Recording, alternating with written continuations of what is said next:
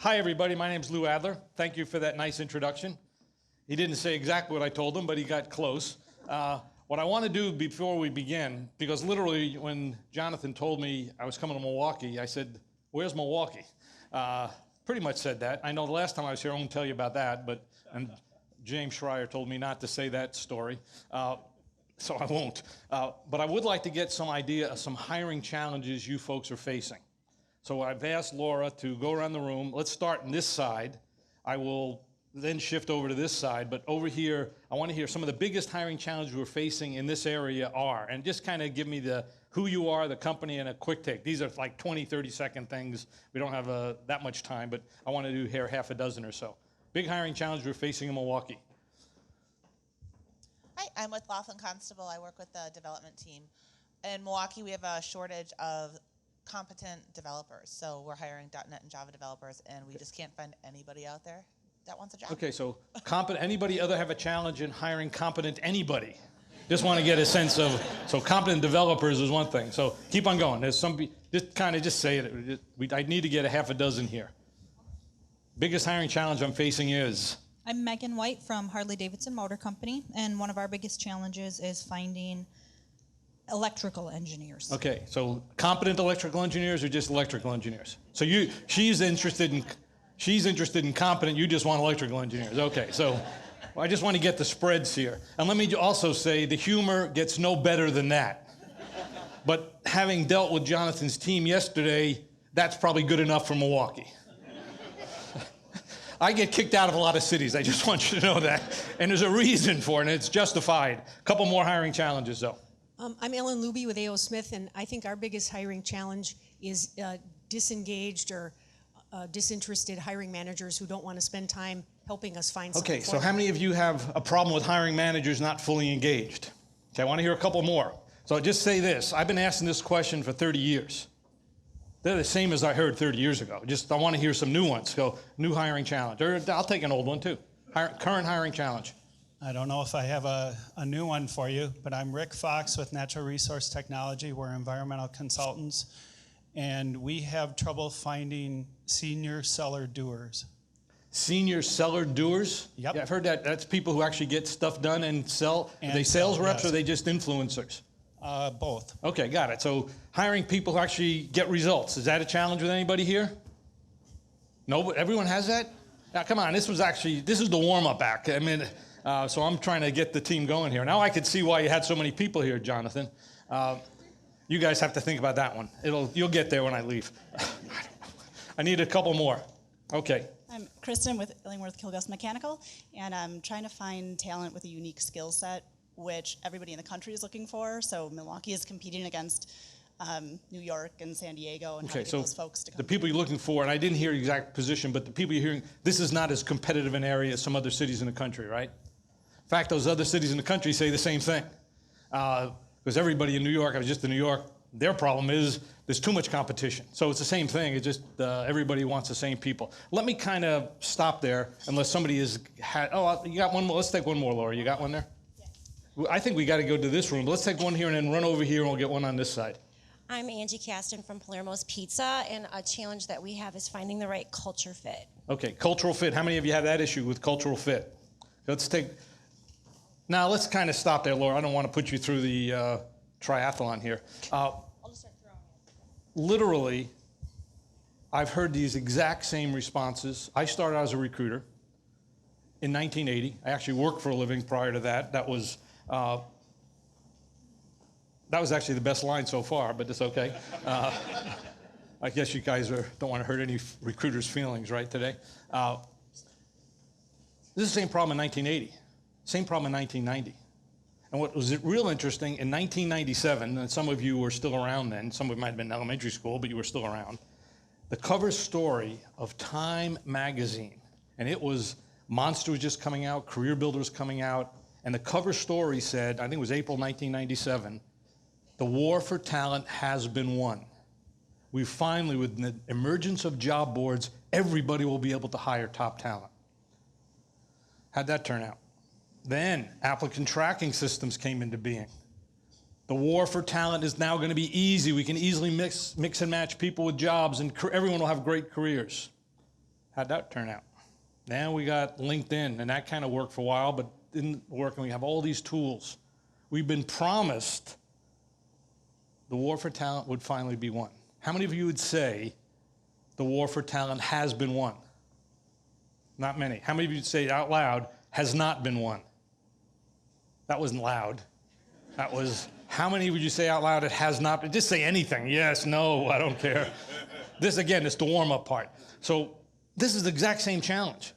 So what we try to do, and I want to tell some stories today. I mean, I best go over here, so I'm now trying to align this group and optimize the situation. There's a book that came out a year ago called The End of Average. It was by Professor Todd Rose. And I'm not going to spend a lot of time on it, but Todd called me up and said, Lou, I'm dumbfounded that companies are still trying to hire people the old way, mixing and matching skills and complaining. And then they try to do that more efficiently. He found performance-based hiring. I think what you're doing makes perfect sense. Professor Rose is the director of education for the Muppets. He's also the director of individual performance and optimization at Harvard and a Harvard professor, TED talker. He basically says the way we educate kids, preschool, grammar school, high school, and college is fundamentally wrong. And he's affecting that worldwide. He also says the way we hire and manage people is fundamentally, some people have it right, but he said performance-based hiring seems you've figured out the secret sauce. And I'd like to just talk to you today about that secret sauce, which when you at the end of it, whenever we're done here, you can say it's obvious. It's not rocket science. Yeah, this is the way we should do it. What's interesting is we don't do it that way, and we've never done it for 30, 40 years. I wrote a book, which you all have. I can sign a few of them. I can't sign them all only because I have a bad shoulder, and that's my excuse anyway, so I'll be happy to sign. If anybody asks some great questions, now you might not, let me also state this. If you return the book now to Amazon, you will get $12 back. If I sign it, you will get $1 back. So just to give you the value of that point. So it's nothing remarkable. And it's also, I have some free bonuses, some free gold stars. You have to pay close attention to the gold stars, which we'll give away as we go along. If you have an iPad or a cell phone and you would like to download this handout, it's at bud.url/Titus Leadership, and there's this handout here. bud.url Titus Leadership, and you can download it right now to your cell phone or what have you. If you send me an email or info@louadlergroup.com and ask for the handout, you'll get that too. So if you want the handout. So let me kind of describe, here's what Todd said. He just thought, and he talked to a couple of my clients who was kind of blown away about how we actually suggest people do hiring. And the fundamental thing, and I'll get into some details as we talk here, is I hate skills-based job descriptions. They have nothing to do with predicting ability. So if I had to say one theme that you'll hear at the end, and I ask you what's the most important thing, is the use of skills-based job descriptions prevent you from hiring good people. And all the challenges you say, I don't want to say that's the root cause. The root cause is a strategic issue we'll get into, but at the tactical level, that's a problem. And managers who continue to use that will continue to, you'll still have this problem 10, 15, 20 years from now, long after I'm out of this industry, which I said I'd be out of it a long time ago. One of the key things that Todd talks about is that context matters. It's not just ability, it's the situation the person is put in. It's the job, the hiring manager, and the culture. All of those are important. If you don't take into those account at the moment you hire someone, that person's going to underperform or be problematic if the person performs. Now, I want to kind of talk about this situation, which is somewhat idealistic, but not unachievable. I call it a state of Q. I just want to ask you if you've ever been here, and I believe you have. State of Q, and you can look at that mathematical curve, and it's probably not the correct mathematics, but it's an optimum state where you have an excellent candidate, top 25% candidate. Interviewing accuracy is absolutely near perfect. The cost per hire is as low as possible. Time to fill is as low as possible, and candidate satisfaction is off the charts. A state of Q. Now, if I just say that, has anybody here ever hired someone who has achieved that superfecta? Because I'm going to say you have done it many times. Every single person you promote, not a political promotion, a true promotion, has achieved that. promoted the person. Obviously, the person didn't have the skills, but they performed. Promoted the person. What was your name? Phil. This is whom I promoted Phil to a senior director of marketing position. He was a senior manager. We know he could do it. He worked with him for 3 years. We have a new product. Hey, let's give the job to Phil. Instant hire, no cost, high performance, high customer candidate satisfaction. Every single promotion that's not political achieves that state. So what you kind of think about it, promotion, we get a referral. Phil told me about Karen. I don't know if there's a Karen. I'm sure there's a Karen in the room here. I hire Karen. I'm the VP marketing. I hire Karen to be the senior director. It's pretty close. I'm still going to make the same judgment because I have a connection with Phil that Karen is a pretty strong contender. So referrals. What's interesting, when you hire someone who's known, we focus on their ability to perform. We go outside and we change the rules entirely. It's not about the person's performance, it's about the person's skills. And we have this silly interview which we say, oh, does the person have enough skills? But we've eliminated all the people who could perform the job. So I'm going to contend, once we go away from someone we know, even directly or indirectly, we change the rules of hiring, which makes no sense. Why don't we still focus on their performance? And to me, that's the fundamental problem we have with hiring. And then we try to do that more efficiently, based on skills, which has no ability to predict performance. So let me kind of get past here. This is a statistic. I'm sure, how many of you have applicant tracking systems in your company? How many of you are using a company called Greenhouse? Is that, probably nobody here. This is the Silicon Valley. It's the hot startup one. They've got about 300 or 400. It goes from like 100 people to 2,000. But I was in Silicon Valley last week, and 90% of the companies there use it, irrespective of that. They processed, this was the statistics they showed. And this is, they only been around 3 years. In 3 years, we processed 13 million applications, official applications for 200 plus companies. Of that, 112,000 people were hired. That's 1%. To get to the 13 million, they needed 130 million views on those applications. So 130 million people looked at it, 13 million applied, only 112,000 people got hired. I then talked to the president of the company separately. I said, let's go through the numbers. What was the source of those 112,000 people were hired? Only 15%, 16,000 actually applied to the job, to find the job. 45% were direct source, meaning that somebody looked on a resume, sent it out, and asked the person if he or she would be interested, and 40% were referred.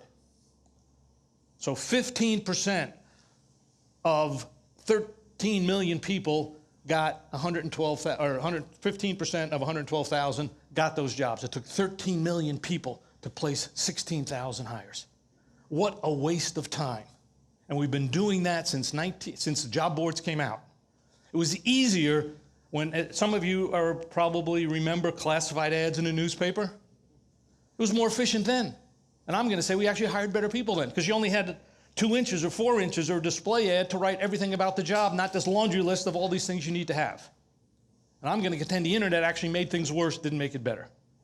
And we spend billions of dollars trying to be more efficient doing that. So let me ask you this question. And I would like you to just answer it yes or no out loud. Does the quality of the people you're attracting represent the best people in the field? How many of you say that louder? I want to warm up this group here. No, clearly it doesn't. I mean, we're seeing a lot of people. So let's take a look at the top 25%. And I'm going to contend, if I looked and we did an audit of all the people who you're attracting to your job postings, it would have the shape, the quality, if you assigned it by quality, have the shape of that teardrop. 1 or 2%, maybe in the top 25%. A few people above average, and a lot of people you don't want to hire. And I suspect the teardrop is it got a bigger bulb at the bottom. Now, I talked a week ago Thursday to a brilliant guy who's developing this great artificial intelligence software, and most applicant tracking systems are now buying it, which allows you to take thousands of resumes and rank order these people in not only in skills-based competencies, they also go in and look at what skills are relevant, what's the person's track record. They then look out on the internet and they rank the companies that the candidates work for in terms of quality, rank the education in terms of quality, and actually looked at the progression of growth. You look at that and it's pretty phenomenal. He had a database he showed me last Thursday, Southern California, 4,400 data scientists. He said we found 29 who meet all the criteria. So 29 out of 4,400. And he ranked order them, and I looked at them, they were pretty good people. I asked him this question: are they the best people in the field? He said, what do you mean? I said, these are the best people who applied, but are they the best people in the field? He said, probably not. So now he's taking, and he's got $18 million in venture capital money so far to figure out how to do something we shouldn't be doing in the first place. Now we're talking about how do you do that with people who aren't applying. That's a different issue. But just think about all the money that's invested, the applicant tracking systems you've invested, the workday systems you've invested in something we don't need to do. So let me ask you this question. Is the quality of people you're now hiring better than the people currently in your company or equal to? How would you say the quality of people hiring now is better than your current company? A few people. Most of them would say at best it's the same. Because people hire people just like themselves. If you have a disengaged manager, you're not going to hire a world-class person. So even if you could find a top 25% person, could you hire the person? What most companies do is they try to raise the teardrop to get more people to apply. And it's not necessarily a bad thing to do, but they try to get the teardrop. I have a totally different approach. Totally different approach to get to Q. I call it less is more. Less sourcing. Let's identify 20 to 25 people in total we know are good people. We look on LinkedIn, I find a person, Mary Jones, for a director of marketing position. Mary's a senior manager at a company that's growing slower. My company's growing faster. I have a director level spot. I find 10 or 15 people like that. I know if I can get in touch with Mary, I can convince her that my job's a career move. I might also go proactively search on LinkedIn for my employees' direct connections, and this is the true value of LinkedIn, is I can search on my connections. So every single person at Harley-Davidson, how many employees at Harley-Davidson? 3,000 to 5,000, 10,000, just roughly. I couldn't hear that, but let's assume it's over 10,000. I don't know. How many? 6,000. Huh? 6,000. 6,000. I can search with LinkedIn Recruiter, whatever company I'm at, I can search on every one of their connections. So I don't need to ask, who do you know? I can search on your connections and say, hey, there's 4 great people. You know Mary Smith. What do you think about her? Well, she's not looking. I know, but is she good? Absolutely good. I can now call Mary Smith up in Recruiter. That's the value of LinkedIn Recruiter. And even LinkedIn doesn't know that. Well, they know it, but they don't promote it as aggressively as they should. So that's the idea. Finding 20 to 25 great people and recruiting them ahead of time. Changing the rules entirely. Less is more. Less sourcing, better selection of whom you're going to go after, and let's get 100% response rate. So that's what I like to talk about. How do you do that? So let me kind of give you, and feel free, well, semi-free anyway, to ask questions. It would be better if the questions you ask are near Laura, who's got the mic. We don't, okay, so there Laura's over there. We're kind of disowning this group over here. Is this the second tier group, or is this the bleacher seats? Well, now I see some people there I think probably stay over here. That's New York humor. So let me kind of go back many, many years. My initial background really was at Rockwell. My first job was working on Minuteman guidance systems.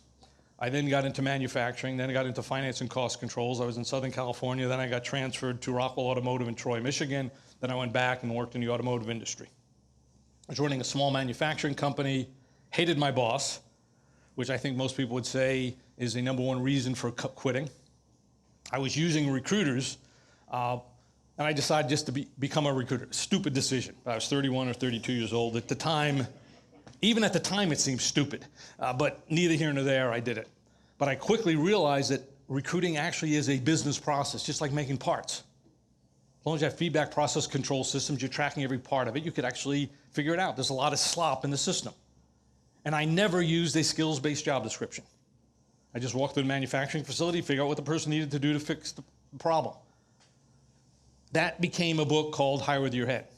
It was written in 1997. It was actually written in 1995, published in 1997. 3 editions. Done audio tape programs with Nightingale Conant, still available.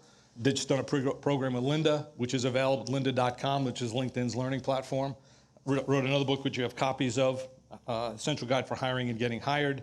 but basically talks about this integrated business process, which I'll get into, but it basically says you got to know the job, you have to know how to find good people, you have to interview good people well, and you have to close the deal based on career growth, not comp. So that became a business process. And as I go through some of the steps in that, you'll discover that they're not rocket science. Now, I say that I really knew rocket science, which I kind of did. It's not as hard as people make it out to be, but neither here nor there. It's not insignificant, but it's easier than building an iPhone. Let me just say that, rocket science. But it really gets to this teardrop approach. The idea is you don't need a lot of people. You need a few people well chosen ahead of time who would see your job as a career move. You got to contact them somehow, and you got to recruit them. And it's not the same as box checking skills. What's interesting, though, is that when you're talking to a passive candidate, and I'm going to contend every one of those challenges that you've identified can easily be solved if you go after passive candidates. But they will not one of them will apply to your job.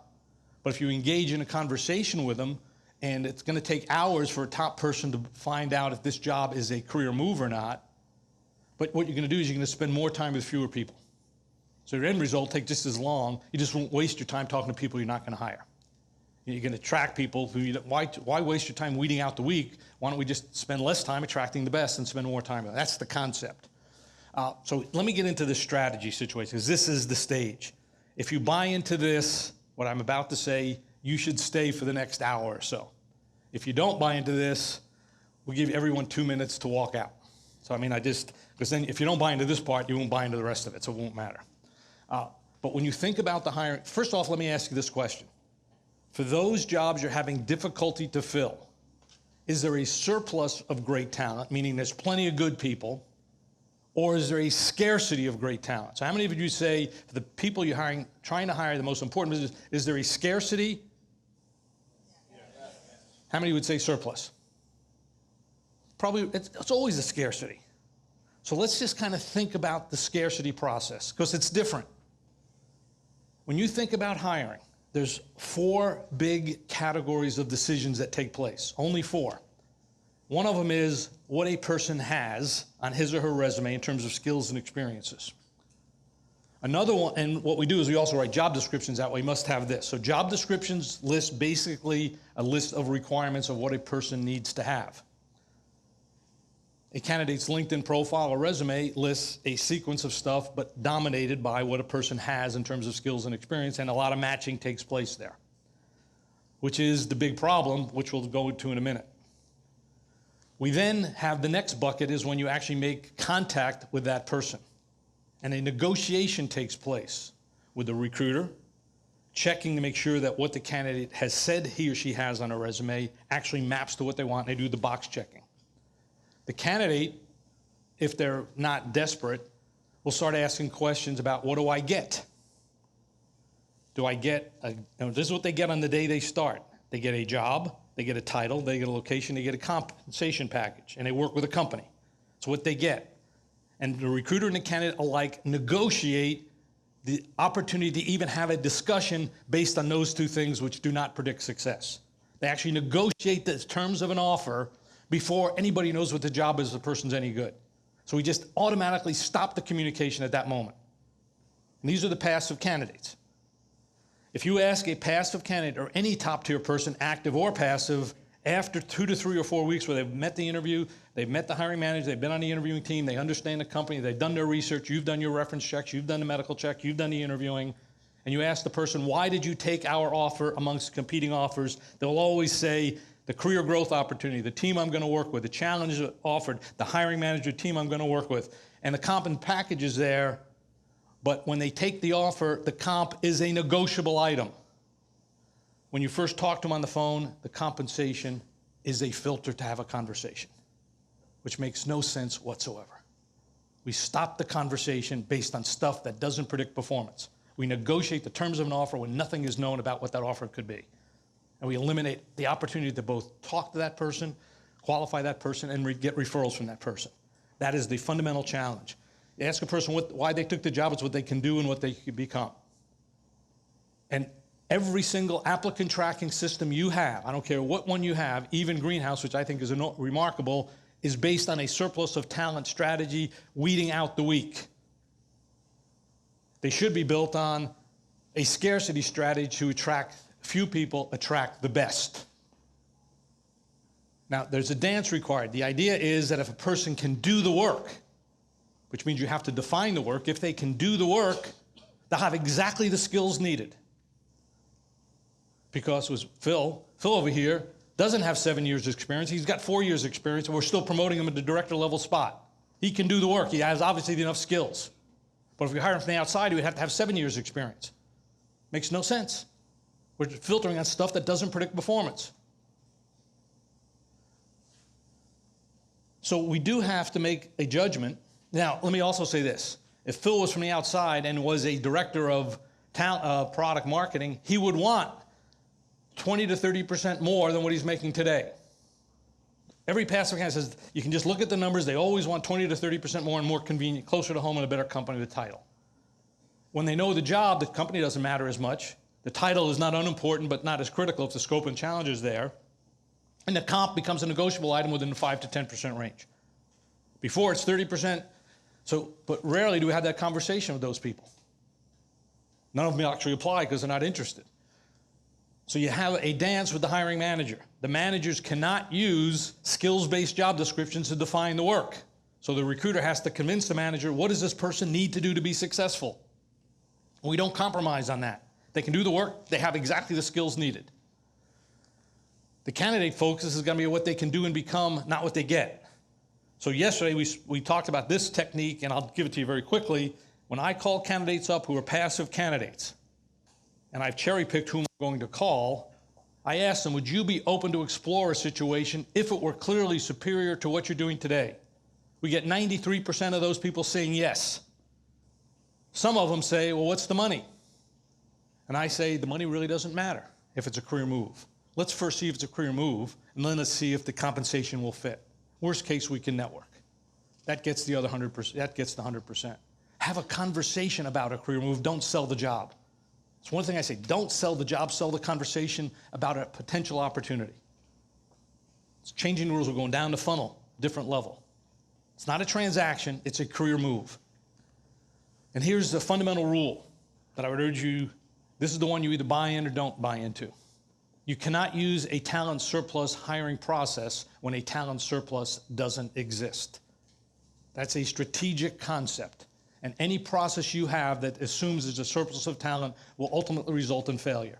And I'm going to contend that's the primary reason why applicant tracking systems, that cover story of Time magazine didn't work, is they had the strategy fundamentally wrong. Now, if you don't want to buy into that, feel free. Well, you probably would want to sneak out at this moment to leave, but I just want to talk, how do you implement that strategy? Because that's the strategy. It's always about strategy. However, all our systems, compliance systems, legal systems, applicant tracking systems, regulatory systems are built on this left to right model, and we have to reverse that. So it does take some work to do it. It's because you're fighting an uphill battle. But that's what performance-based hiring is. So let me kind of just go through it, highlight it, and then I'll give you some points here. And again, if anybody has thoughts, comments, or questions, raise your hand, and Laura will be around to have you ask the question. And I don't mind answering questions during the program or at the end of the program. Performance-based hiring. And this is the thing I learned probably on my first day. I placed a plant manager in a wheel manufacturing company. Southern California at the time was the capital of hot rods. So I knew a president of a company. We worked at Rockwell together. He was running a company in Southern California that made custom wheels. We needed a plant manager. I just walked through the plant. Had chrome problems, had material flow problems, had manufacturing engineering problems, had labor performance problems. And I said, okay, solve all those problems. And I never used the performance, I just always say, let's just take a tour. Or let's look at your performance reporting. What does a person need to solve? What needs to be improved? And that became the performance-based job description. But the key was, if you wanted to hire a great person, you had to have a great job. There's not one top 25% person who's fully employed is interested in the lateral transfer, unless you want to pay them 20 to 30% more. 100% of those 25, not 100%, but a large part of that top 25% is willing to have a conversation if the job represents a significant career move. But it's a conversation, and it takes time for that person to fully appreciate the career move. But bottom line, if it's not a career move, you're not going to hire any top 25% person. Software developer, electrical engineer, maintenance person, plant manager, accountant. It isn't going to happen.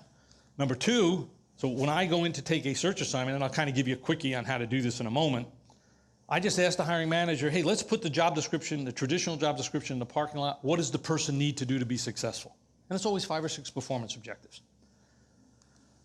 And I just ask them, let's define top 25%. I won't compromise on performance. Give me a little relief on the skills, but let's not compromise on performance. That way we can raise the talent bar. Number two, the best people don't look for work the way average people look for work.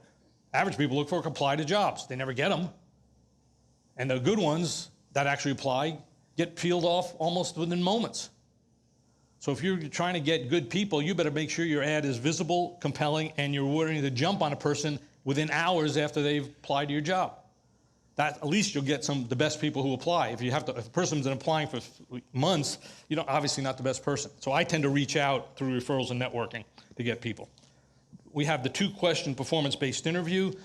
I don't know if I can do this. I was actually telling Jonathan that I was going to interview everybody in this room at the same time. That's going to be challenging, but I'll see if I can do it. I'm going to have to kind of think about the answer. So interviewing everybody, what I'm about to do, if I do it, I would urge you, do not try this at home in your own. So I will see if we can do there. So let me go there. But then you got to close the deal. Now let me ask you this. I didn't want to ask this question. I forgot the question. No, I'm thinking about it. Here's the question. The question is, have you ever lost a candidate at any stage in the process due to compensation because you don't have enough money in the budget? Well, in the early 80s, I started losing people due to compensation. I then decided, because, again, my background is manufacturing and process controls and cost controls, is what could I do to not lose people for compensation?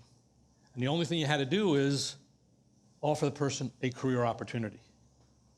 So the compensation didn't become a filter or a critical issue, it became a negotiable item. And I discovered I could get people you can always negotiate 5 or 10%. That's really easy. It's hard to negotiate more than that. I discovered if the person was a career move, they were always willing to compromise at some degree because they made the decision what they were going to do and become, not what they were going to get. And I can get people to relocate based on that. Didn't matter where, even Milwaukee. Well, maybe not Milwaukee, but I bet we could probably do it. I would actually like to do it. Can we get people from from a reasonable city come to Milwaukee? I think it's possible. Not positive, but I think it's possible. What I do is I offer people a 30% non-monetary increase. And I'm going to show you a chart what that is. But basically it's job growth, faster growth, bigger impact, more job satisfaction, and job stretch, bigger job. If I can get that, the person sees it, it's a clear career move. Yeah, I got to give up a little in comp, but it's worth it because a year or two from now I'll be far ahead of where I would be. And so that's the negotiating strategy. That was performance-based hiring. I assume there's other ways to hire great people. I know at the entry level, a great employer brand, an aggressive college recruitment program, strong intern programs can do it for entry-level people, college grads. I have not seen other system expert system that can hire top-tier people, top 25% passive candidates. So I think this is called an expert system, meaning other people can just emulate it and you get the same results. Again, if you want information, info at Lou Adler Group, more about it, you can just go there, louadlergroup.com, and you'll see it. Here's what I'm going to do. Here's what I said. I can do this a few times with a few people. If you're interested, you can call Jonathan or send me an email, info at Lou Adler Group, and I will work with you and a hiring manager to build a very short description of what a performance-based job description looks like. I'm going to show you how that is now, but I just want to highlight that. But here's why the statistics on passive candidate recruiting and networking referrals are so important. This is a combination of 3 surveys. LinkedIn did a survey of 20,000 people, and they've done it throughout the last 3 years, and I've been a part of that surveys. And we've done our own surveys asking people, how did you get your last job? And we then asked, if you got your job in the last 6 months, how active were you? Were you unemployed, employed, super passive, or kind of thinking about it? And that's what these charts show. Let me just kind of highlight it. So, and the purple line represents applied to a job. The blue line represents networking. Actually, based on the new survey, this is actually jumps up to 42%, and this drops down to 41%. But people who were underemployed or unemployed, 50%, it's about 50-50. This chart's a little bit outdated, but 50-50 found their jobs. So even people who were underemployed still found their jobs through networking, just about equal rate. People who were fully employed but active, again, that statistic stays the same. About 35% found their job through applying, 48% found their jobs through networking. So even active candidates find more jobs through networking. These are active candidates. Tiptoers, these are people who are thinking about entering the work or changing jobs. And I think every one of you has probably been a tiptoer at some part in your career. If you haven't, you will be. And what you do when you think, you don't want to tell the world you're looking. You specifically don't want to tell LinkedIn you're looking, because if you change your profile on LinkedIn, LinkedIn will now they know you're looking for a job. I mean, that's one of the clues that LinkedIn starts pushing you and you'll get calls from headhunters. Maybe it's pretty good, but most people wouldn't do that first. They would first talk to someone they worked with in the past and try to say, hey, Bill, I worked with you previously. Hi, Lou, how you doing? Yeah, let me see what we can do. But if you're really good, the top 25% usually gets the job through some kind of networking capability. And then passive candidates, and that ratio is 3-to-1 or 4-to-1, 63% to 17, 63% networking, 17% applying. Super passive candidates who are not looking to proactively contacted by a recruiter, they found jobs at a rate of almost 10-to-1, 8-to-1, 64% to 3%, so that's 20-to-1. So that's just the basic raw statistics. Now here's where the statistics get interesting if you're interested in statistics. Only 5 to 20% of the total market is active, of the total talent market. 20,000 people, 4 years in running, that number stays pretty constant. In surplus situations, it's 20%. In scarcity situations, it's 5. So if you have a scarcity situation, 5 to 7% of the total talent market is going to be applying online. That's not even true. Only half of that are going to be applying online. So you're talking about you have an opportunity, if you're going after in a scarce market, you're going to only find 3 to 4% of the total talent market, and you're competing with everybody else competing with those people. So why would you do it? 15 to 20% are tiptoers. Again, networking. 65 to 75% are passive. I mean, it's pretty clear that if you want to raise the talent bar, your emphasis has to be referrals and networking. And you're going to just spin your wheels trying to find people by job postings. It's almost a pure waste of time and money. It's better to shift the resources to something else. It's not better to be more efficient doing the wrong thing. And that's what most technology vendors, be more efficient doing something you shouldn't be doing in the beginning. I mean, you got 4,400 people, data science. Now, this is brilliant artificial intelligence and machine learning. They've really tapped into all these, and they're actually doing a good job of prioritizing 4,400 people, and you don't want to hire any of them. And they want to be more efficient doing that. Why? My basic contention is the sourcing ratio should be 2-to-1 or 3-to-1, passive candidates to active candidates, maybe 5-to-1. So if you look at how much effort you and your recruiting teams are spending on advertising, the ratio should be at least 2 to 3-to-1. So look at your candidate profiles you're presenting to your hiring managers, and I assume you have hiring managers here. Just ask your recruiters or start tracking it. How many of these are passive? How many of these are active? And if the ratio isn't 3-to-1 or 4-to-1, meaning more passives to more actives, you're probably wasting your time. You're going to see more candidates you need, and you're going to ultimately decide, I've got to hire this person because you become desperate. The person's adequate enough to get the job done, as opposed to, yes, I'm choosing the right person I want to hire. So let me kind of change the topic slightly, because I want to talk about the top 25% and what they are. So I've got a magic card. In fact, I have a few of them. I have some from here, and I think Jennifer, if she's around, we have other cards. Do we have them yet, Jennifer? She'll show up and she'll say yes. I don't need them quite yet because I have some here, but this is a magic card. And I'm going to give everybody in the room one of these. And if you follow the rules on this magic card, you will, in fact, hire great people. Follow it word for word, exactly what's said. There's absolutely no doubt you will hire great people. In fact, a year from now, and if any recruiter uses the stuff on this card, they will hire great people. In fact, those hiring managers who have hired those people will call me up or call you up or call your recruiters up and say, thank you. Thank you very much for giving us this magic card. So let me just ask, and I suggest recruiters, when these people call, you just ask, why was a person a great person? So just say it out loud. Say it out loud. Give me some traits of a great, and I've asked this, we train, just so you know, my company largely trains recruiters and hiring managers anywhere in the world.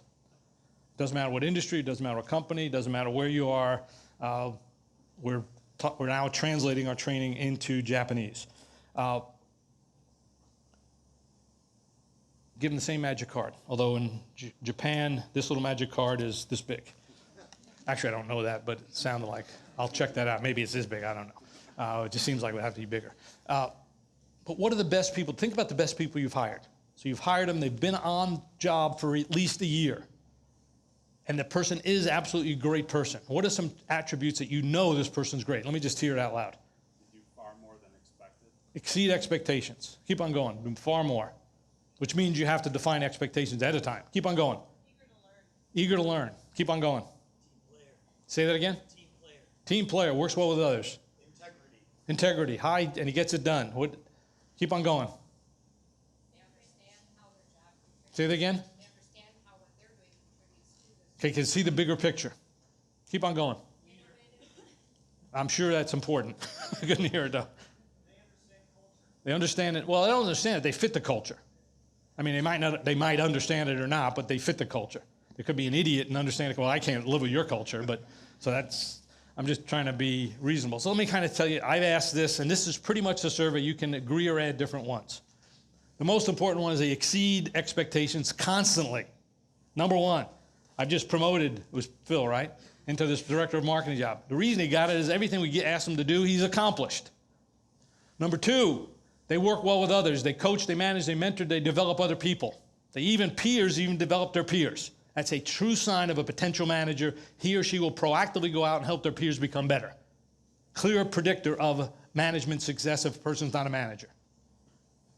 Number three, they have what I call leadership. But leadership is the ability to visualize a solution to a problem, get the resources, and execute the problem. Doesn't matter if it's a marketing problem, engineering problem, accounting problem. They can see, okay, here's what I got to do. Got to set up a new reporting system. I got to get these people involved, and they get it done. Number three, they're great problem solvers. Job related. Hey, I got an double E problem. I'm trying to get some power out of this circuit here, and it's not working properly. Could be a software problem. Hey, I only have a chip this size. I got this many lines of code. I got to get this done. How would they do it elegantly? They can solve job-related problems. Not every problem in the world, but job-related problems. They can deal with the culture. They can deal with change. They can deal with the manager. And they don't make excuses. Would you say, if you could hire someone like that, those are the traits of a great person? How to do that is on this card. I'll do it in a minute, and I'll demonstrate it to you, then I'll give you the card. I have to interview everyone in the room. I want you to feel it and experience it. But let me ask this question. You're talking to a hiring manager, and you ask a hiring manager this question. Would this person be a good hire if all these traits are true? Let me just give you some traits here. You're now in the process of assessing candidates. What if the person has a track record of comparable results? Would that be a person whom you'd want to hire? And some managers say, well, I'll certainly be interested. What if you say, hey, what if the person is actually a great problem solver can solve problems just like you're facing today? You got a tough customer, you got a tough manufacturing issue, you got a tough accounting issue to upgrade the reporting, to go to real time. Whatever it is, they can solve those kind of problems. Oh, I'd see if they got a track record and do that, yeah, I'd see them. Oh, we're not done yet. What if I could prove to you this person's the top 25% of their peer group? Whether it's sales, whether it's engineering, whatever it is. Oh, I'd hire that person. Well, we're not done yet. What if the person had managed and worked with people just like you or she has to work with today? Oh, that's a slam dunk. I said, but we haven't talked about skills yet. Oh, yeah. I'm going to contend that they can do all those things. They have exactly the skills needed. And you agreed to see this person. You actually agreed to hire them. I never talked about skills. Because I'm going to contend if they could do that, they have exact skills needed. But we're not done yet. Because we got to achieve Q. Q is this rare state of a candidate wanting to do this work and motivated and fitting the culture. So number one, they got to fit the culture and they got to work with your style. Number one reason people underperform, good people underperform, is that they can't work with their manager. How many of you agree with that? The manager is and I'm going to, that's a key part of the culture. Why would you say your culture is every day dealing with that manager? Number two, that candidate's got to see this job as a career move and doing more satisfying work. And the person is intrinsically motivated to do the work you want done. Would you think that if you had all of those correct, you would hire a good person? Now, there's a big argument going on, or not an argument, discussions going on, how do you measure quality of hire? Well, it's easy. It's right there. Just score each one of those things on a 1 to 5 scale, add them up, and that's the quality of hire. And if you get close to 80% or more on what the score is, you've hired a good person. It's not rocket science. That isn't really rocket science.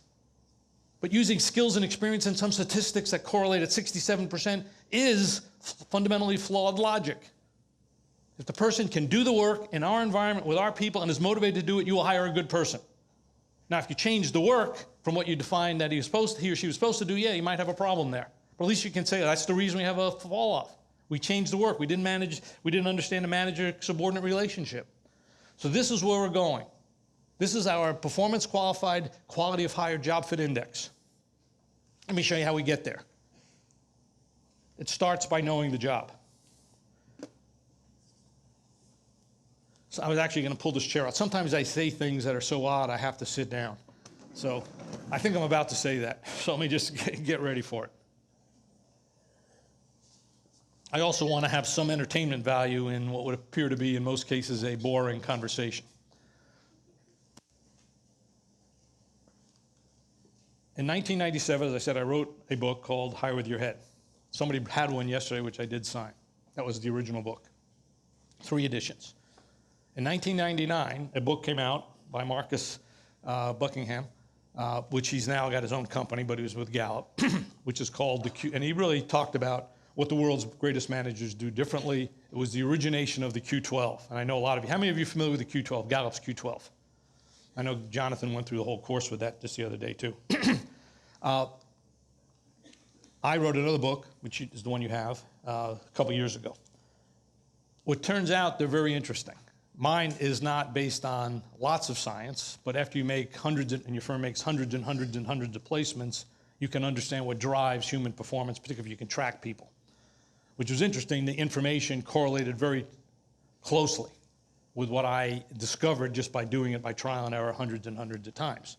The Gallup Q12 really basically says, number one, and you all know it, is clarify expectations up front.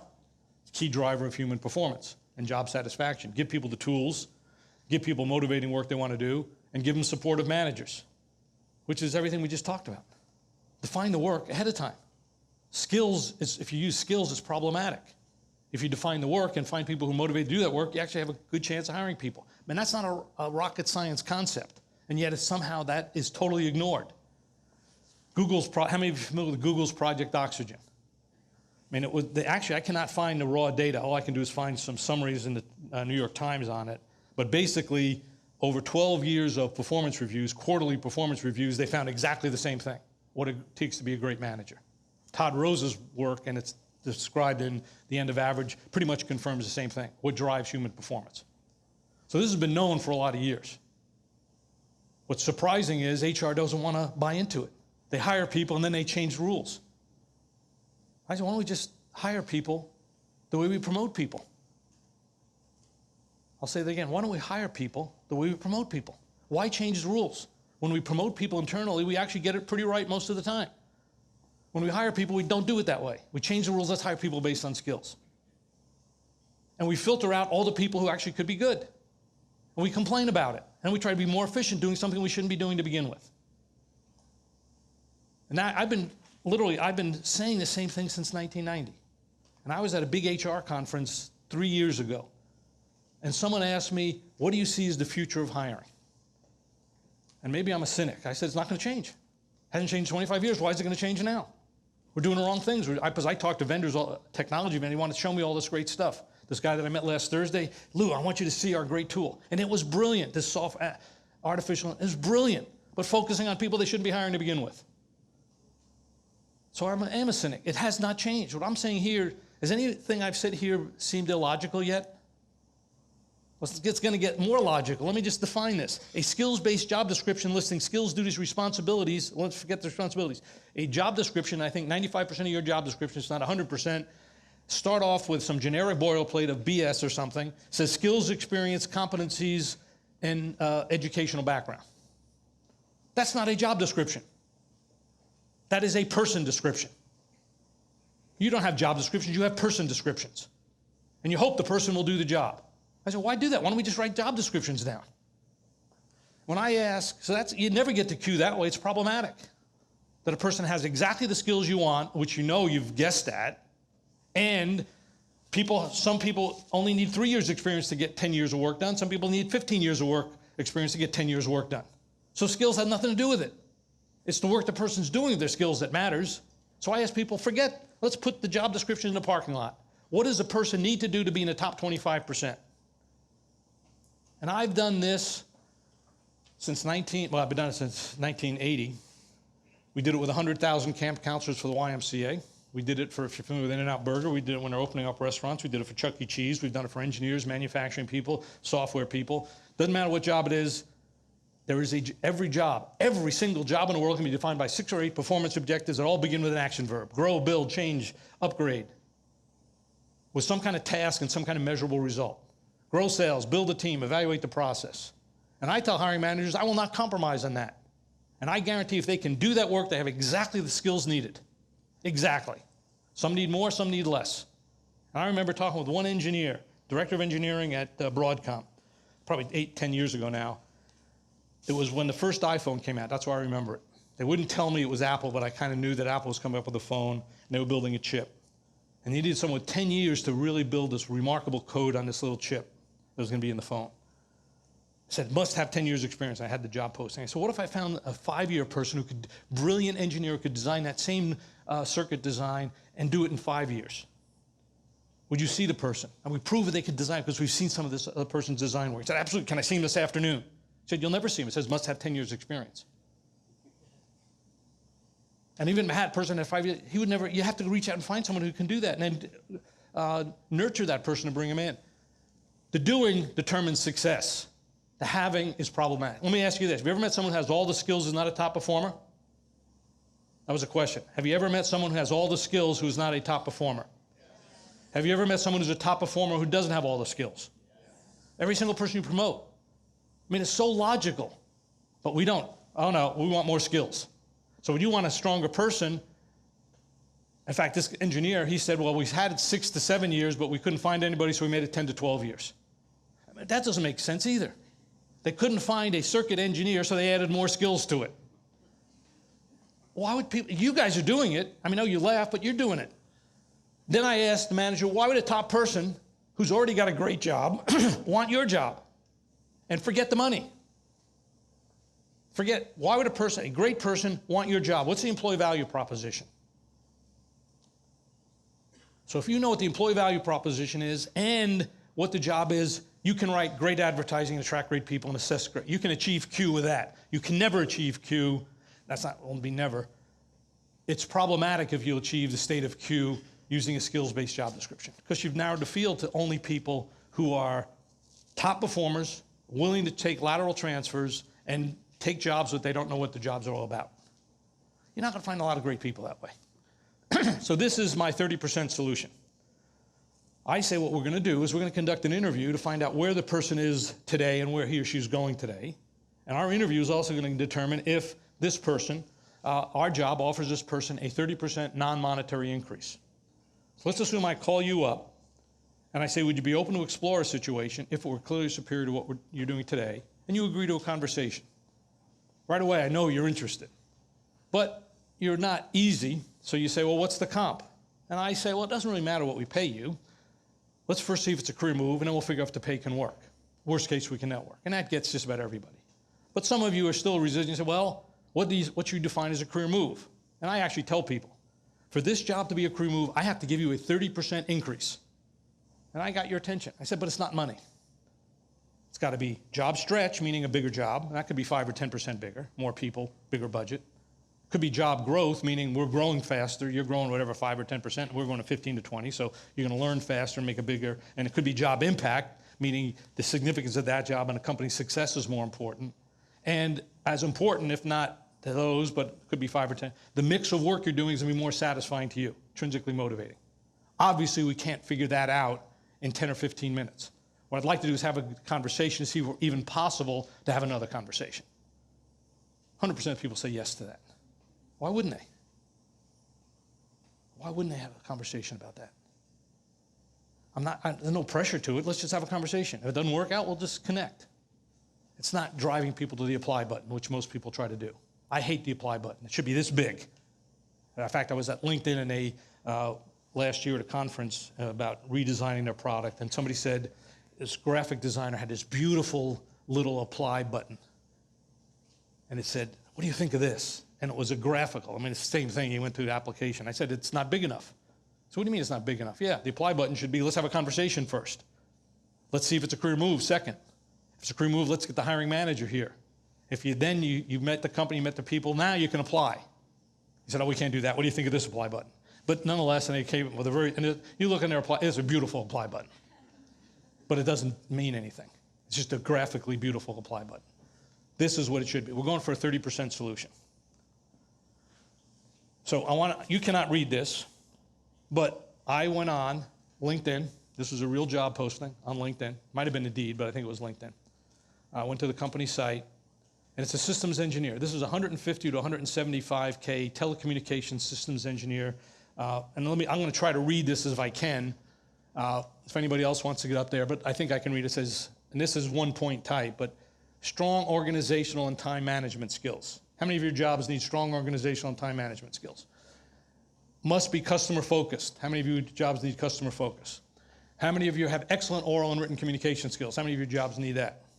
How many outstanding presentation and interpersonal skills? How many of your jobs need that? Now, I would think they say, we want lazy, good-for-nothing SOBs who can't communicate with anybody. I think it actually might work better. But this is actually, we did a lot of work with Wells Fargo.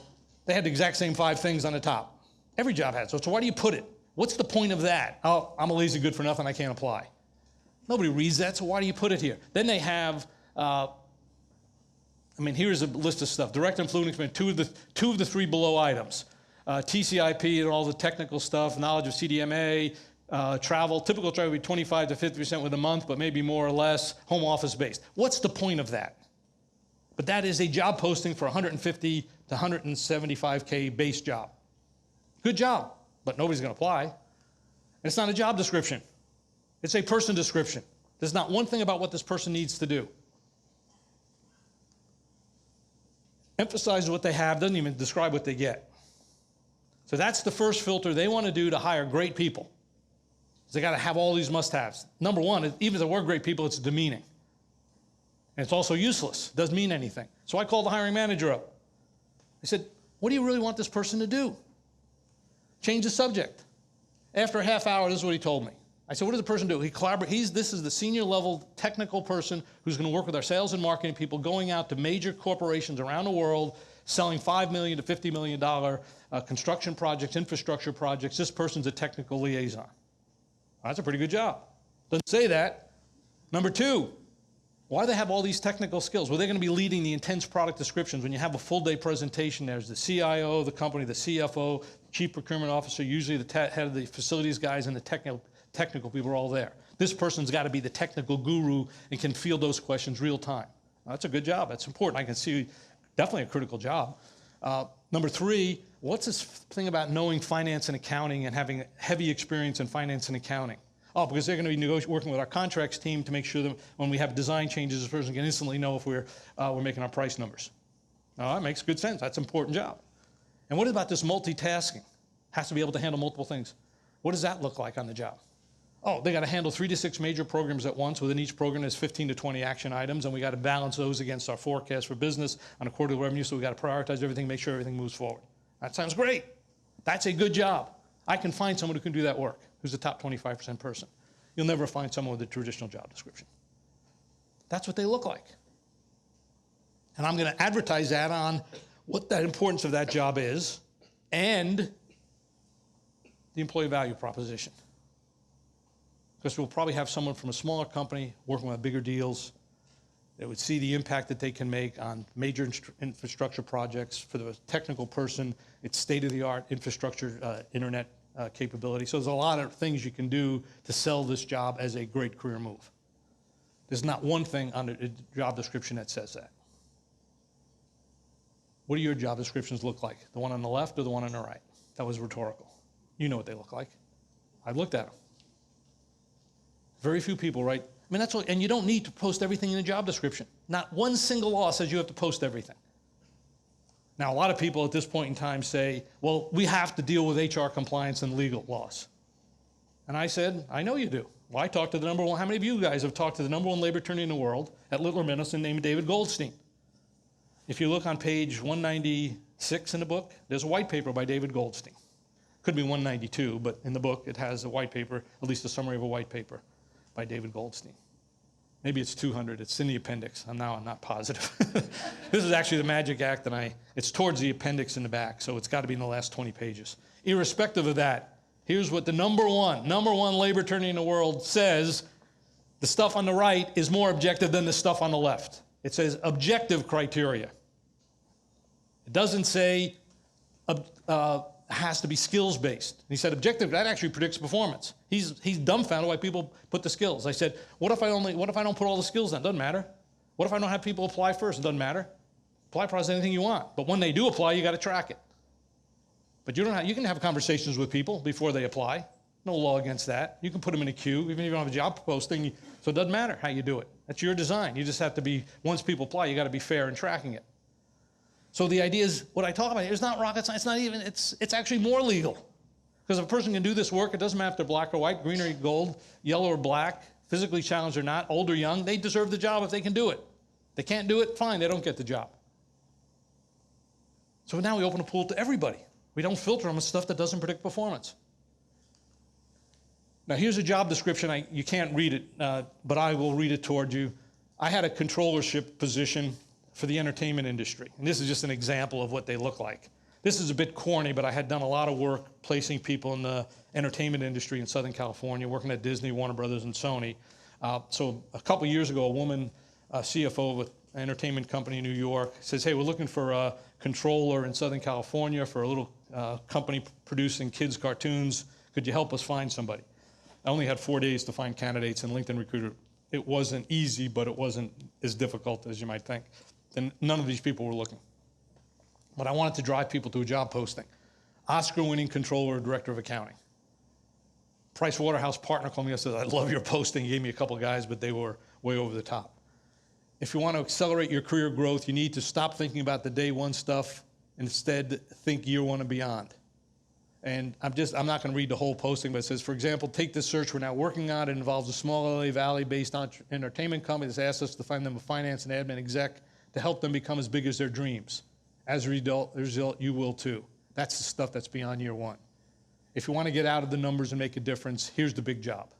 That was the intrinsic motivator. If you want to get out of the numbers and make a difference. How many of you talk to accountants or know accountants? The biggest frustration they have is getting out of the numbers and making a difference. I knew we could, because I had placed so many people in the industry. I know that I placed them at Disney. They loved the company for a year or two, but they never really work on creative stuff. They work with, and this woman I found was a remarkable person. The only skill I had, the only skill here, it says realistically we need someone with a CPA, there's a bunch of public reporting and tax issues, and an MBA would add a lot of credibility. Most important is a hands-on understanding of the weird entertainment industry accounting treatments, with 37 different collaborators put movies together and you got to allocate those royalties. That's it on skills, the focus on what they're going to be doing and the intrinsic motivator, and we had people coming in. But what I did is I didn't actually, and probably 100 people applied to the job in 24 hours. I think only one of those I thought was good enough. I had to go reach out, and I found all the right people on LinkedIn and got them interested pretty quickly because I created a 30% solution. The idea of writing postings is attention-getting titles, not boring. Focus on the future and what they're going to be doing. The past is limited. I don't list skills, I tell stories. I mean, just to give you a sense of it. And the employee value proposition is pasted throughout there. And I don't say apply. I say, let's just have if you're interested, let's have a conversation. sometimes I say, hey, if you're interested, tell me something you've done that's related and let's have a conversation. But nonetheless, and I have a lot of postings out there, and if you go to our website in the article library, there's a lot of different ways of writing emails and postings and all those kinds of things. But I just wanted to kind of heads that up for you. Okay, let me take a short break. Let me just kind of check the timing, because I do want to now get set up, and I got to kind of prepare myself to interview everybody. What time is it? 9:30. So we have about 35, 40 minutes. Is that right? Open it up. So let's kind of, I'm now psyching myself up to interview everybody in a room. I've never done this way, because I got to kind of face this way and that way. So bear with me. If I screw it up, you'll understand why. This formula represents what I would say is how you have to assess candidates. And the formula, and it actually is a true formula. The formula basically says, and the top line are I'll call core basic competencies. The person, if you're going to hire somebody, says to hire a good person to achieve the results you want achieved, the person obviously has to have the talent to do the work. Talent to do the work. It doesn't say talent to do any work, talent to do the work you want done. Number two, the person has to have strong management skills, and sometimes it's individual management skills. So I know you're working with, how many of you are hiring engineers of any type? Software engineers, EEs, so all of you. Have you ever met a great engineer who doesn't meet time and budget restraints or doesn't get their stuff done on time? They just want to make it perfect rather than meet a business objective or a product marketing objective? Well, that's what management is. It's individual objectives as well as that they're managing a team. So management is managing your own day and your own activities to meet some larger need. Team skills is collaborating with other people, influencing other people, whether marketing people, engineering people, it's usually multifunctional. Thinking is job-related problem solving. And motivation by itself without being squared is a core competency. But let me ask you this. Have you ever met someone who's competent to do the work but not motivated to do the work? You ever met people like that? All the time. So being motivated isn't just this generic competency. And that's why I don't like behavioral interviewing, because it doesn't get at the job relationship and the context of the job. So the formula basically says the ability to do the work, talent management, team and thinking, in relationship to, not divided by, in relationship to the job itself. So if you don't define the job, it falls apart. You have to define the job. And even if you're into behavioral interviewing, you have to do a job analysis before. I've kind of changed the rules. I said, okay, listen, a performance-based job description is the equivalent of a job analysis. We know that the manager's style, from micromanager to coaching style to independent to hands-off, is a critical component of a company's culture. So the map between manager style and the subordinate need to be managed are essential. That has to do with Blanchard's leadership style matching. Number three, cultural fit. And from my perspective, cultural fit is largely a function of, yes, your core values, but more important, the pace of your organization, the depth of the resources, and the sophistication. But if you're on the beginning of the corporate life cycle, rapidly growing, fundamentally different culture for an older time, more intense, resource-rich organization, even slow-moving organization. So all of those things have to be taken into account. It says that together, ability to do the work in relationship to the actual context of the job, that's what drives motivation. So that's our hiring formula for success. I'm going to give you one question. I'm going to interview everyone in the room, and I'm going to get at 90% of that. One question. We'll get at 90% of that. As important, we'll get at what I call the situational fit factors, which is the job, the manager, and the cultural fit. So let me just ask you this question. Why do good people underperform? Person is perfectly competent, and they all have met people, but they underperform. How many of you would say they underperform because the work has not been clearly defined, they don't want to do the work? Nobody? Thank you, at least 4 of you. So I'll repeat it. Maybe it's, I know the sound travels at the speed about 700 feet per minute or per second. Let me kind of say it slower so it gets back to the back room. That was an engineering, it wasn't, it was stupid. That's what that was, a stupid comment. And there's a lot of them. I hope you can discern the stupid comments from the realistic ones. They do underperform because jobs were not clarified up front. It's the number one driver, Harvard, Google Project Oxygen, and Gallup's Q12.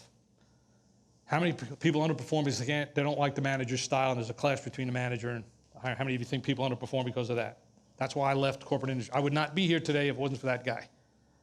And it's been 40 years. I still don't like him. I think about that and I got to think about it. I got to sit down. That's ridiculous.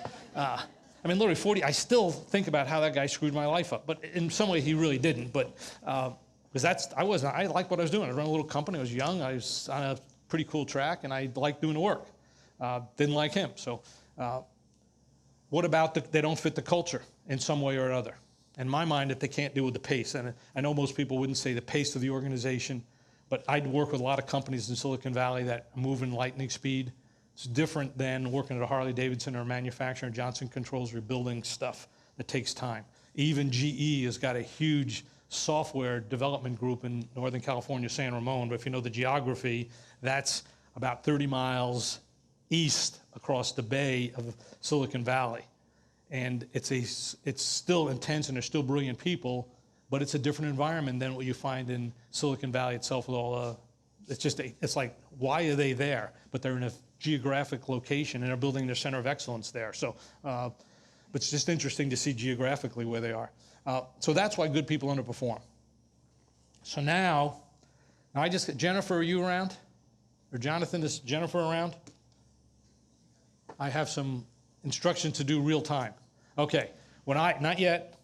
You might want, when I say go, but it'll be about 7 minutes from now. Okay, I have this magic card.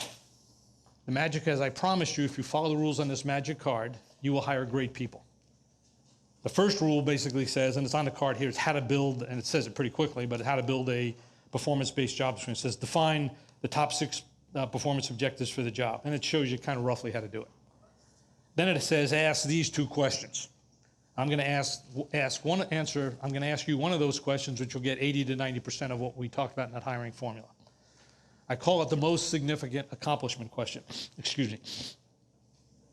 And if you go on LinkedIn, look up Lou Adler most significant accomplishment question, or the best interview question of all times, you'll see 2 million people read it. I don't think it's worth 2 million. Maybe it was a title, but it's certainly worthy. But is it worth 2 million people looking at that? Maybe it is. You can be the judge for yourself after I ask you the question. So I want you to imagine this. I want you to role play this. You have 15 minutes to tell me about your most significant career accomplishment, the most significant work you've ever done in your whole career. It's only going to be 15 minutes. That's the only question. So I ask you, so the prep is, hey, you're going to come in tomorrow. You have 15 minutes to tell me about a career-defining event, something you're very, very proud of, a one-time project that if I fully understand it, I know what you bring to the table. So I want your most significant career accomplishment. Everything else would be less than that. Not unimportant, but less than that. So I want you to take 10 seconds to think about, hey, if I was really asked that question, what would I talk about for 15 minutes? So just take a few seconds to think about that and write it down.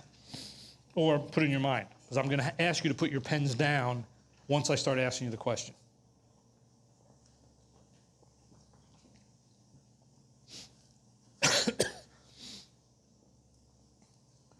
Okay, I'd like you to put your pens down, and I would like you to actually think, the questions I'm about to ask you now are on this card, so you don't need to write the questions down. They're also in the book, so you don't need to write them down. The interpretation of the answer is also in the book. But I want you just to experience the fact that if we really did interview you, if you and I interviewed one-on-one for 15 minutes, I want you to actually feel what it would be like answering. So in your mind, it's not going to take 15 minutes, it'll take 2 minutes to go through the questions, but I want you to think about it in real time. What would you likely say? So I say, okay, you know what the rules are. Hey, tell me about the most significant career event. And you take 90 seconds, maybe 2 minutes to kind of give me a quick overview. Then I say, let's get into the details. Can you give me a bigger description of the project? In fact, why don't you kind of get into the major headlines and challenges of what you did? And I kind of get a real clear understanding of that. Then I ask you, hey, why were you chosen for this job? Did you volunteer for it? And if you volunteered, why? And if you were assigned that project, why were you assigned that project? So pretty much I got an assessment of who you are and how you got this role. I then start getting specific. Why don't you give me a snapshot of the beginning? And what I mean by that, tell me an overview of the circumstances. If it was an actual facility, walk me through what was going on. Give me the date. When was it actually done? What was some of the big things you faced there? And now let's go fast forward to the end. Give me a snapshot of what you changed, the big highlights of what you changed. 30, 40 seconds. So we're into this 2 to 3 minutes now. Okay, let's go back to the beginning. What were the 2 or 3 biggest challenges you faced? Let's pick one. Let's dig into one of them. Walk me through how you addressed that challenge and understood that challenge and what you did. Walk me through how you solved that process from initial problem solving, trade-off analysis, the planning process, building the resources, building the team, and the execution of achieving success. And I assume you put a plan together. Walk me through the plan. And by the way, did you achieve the plan? How did you recover from anything that was off plan? We're into this 6 or 7 minutes now. What was the single biggest problem you had in achieving that goal? Single biggest problem. Walk me through how you did it. And in your mind, did you solve it the right way? What was the biggest decision you had to make? Walk me through how you made it. And why did you make that decision? In retrospect, would you make that same decision again? All this is on a card. Now we're getting into 10 minutes now. Give me some examples of where you went the extra mile. In fact, what did you like to do? Walk me through all the stuff. Where'd you go the extra mile doing stuff you like to do? You felt you were in state of flow. You were going, time didn't matter. You just were enjoying this. Was there any time you took the initiative where you just knew you had to do it? Well, give me some examples of doing that. What did you like most about this job? What did you like least? If you could do it over again, what would you do differently? Wait, sorry, I think I got another interview starting. Time is up right now. Before you go, this was your most significant career accomplishment. Did you get any formal recognition for it? And in your mind, was the recognition appropriate given the work you had done? Hey, sorry, that's all I have is 15 minutes. Thank you very much. End of interview.